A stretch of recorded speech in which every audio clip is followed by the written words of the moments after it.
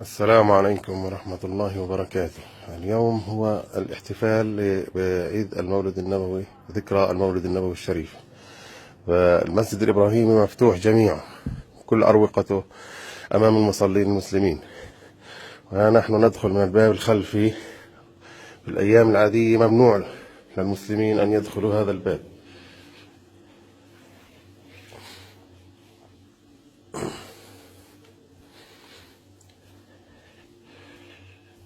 هذه غرفة الأذان، المؤذن يأتي يؤذن من هذه الغرفة، يأتي من منطقة الخاضعة للمصلين المسلمين، هذه تكون مغلقة أمام المسلمين. يدخل المؤذن من الباب هذا الأمام ويأتي ليؤذن هنا.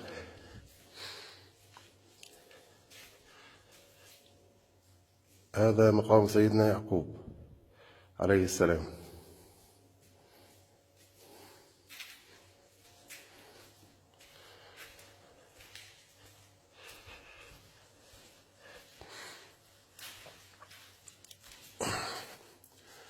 هذا مقام سيدنا يوسف عليه السلام.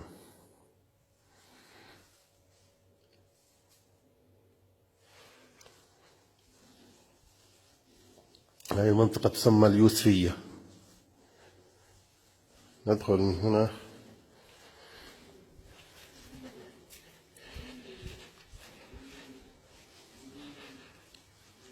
هذا المكان أيضا يكون مع الإسرائيليين في الأيام العادية. اليوم مفتوح جميعا أمام المسلمين.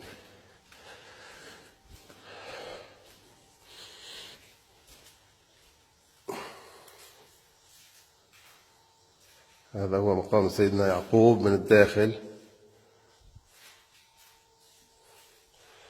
وهذا مقام سيدتنا زوجة سيدنا يعقوب لائقة عليها السلام.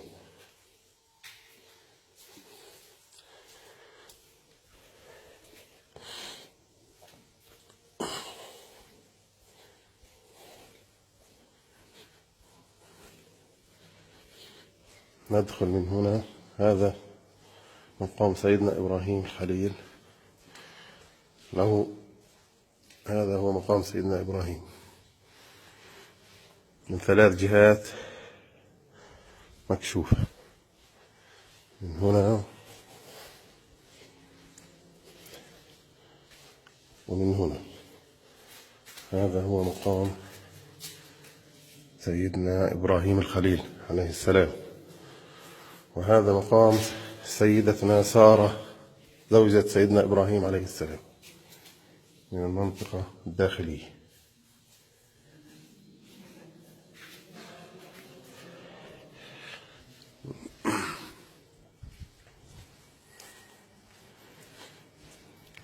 نحن الآن نتوجه إلى الساحة الإسحاقية التي يوجد فيها مقام سيدنا إسحاق وزوجته سيدتنا رفقة. هذا هو مقام سيدتنا سارة.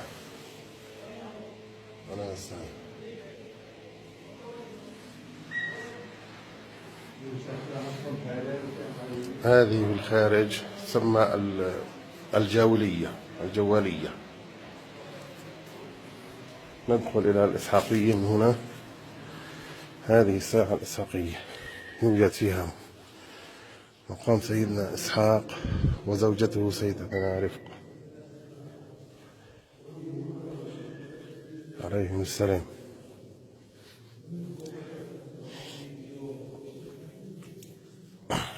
كل المسجد الإبراهيمي مفتوح أمام المصلين المسلمين. هذا هو الغار الشريف.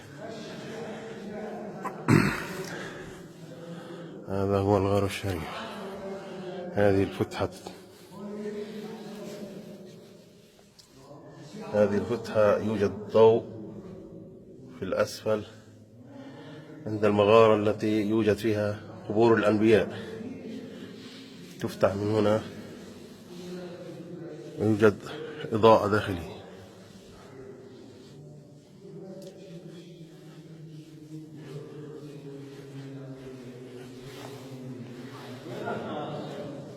هذه مقام سيدنا إسحاق عليه السلام.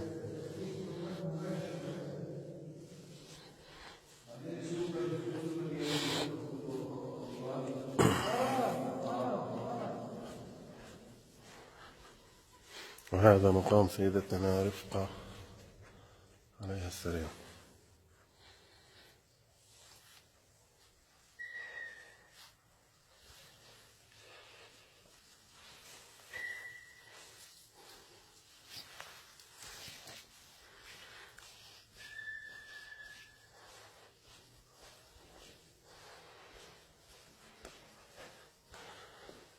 نرجع من المدخل الخلفي إلى مقام سيدنا إبراهيم الخليل. 3 شبابيك تؤدي إلى مقام سيدنا إبراهيم الخليل.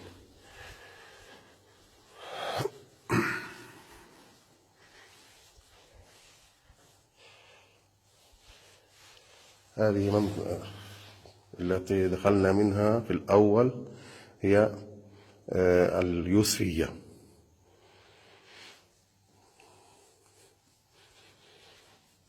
كل أروقة المسجد الإبراهيمي مفتوحة أمام المصلين المسلمين.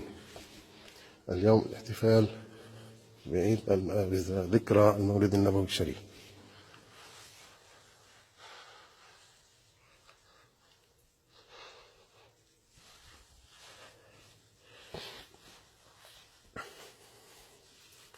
هذا هو منبر سيدنا صلاح الدين الأيوبي الذي جلبه من مصر، ولا يوجد فيه مسمار واحد، كله خشب من الخشب،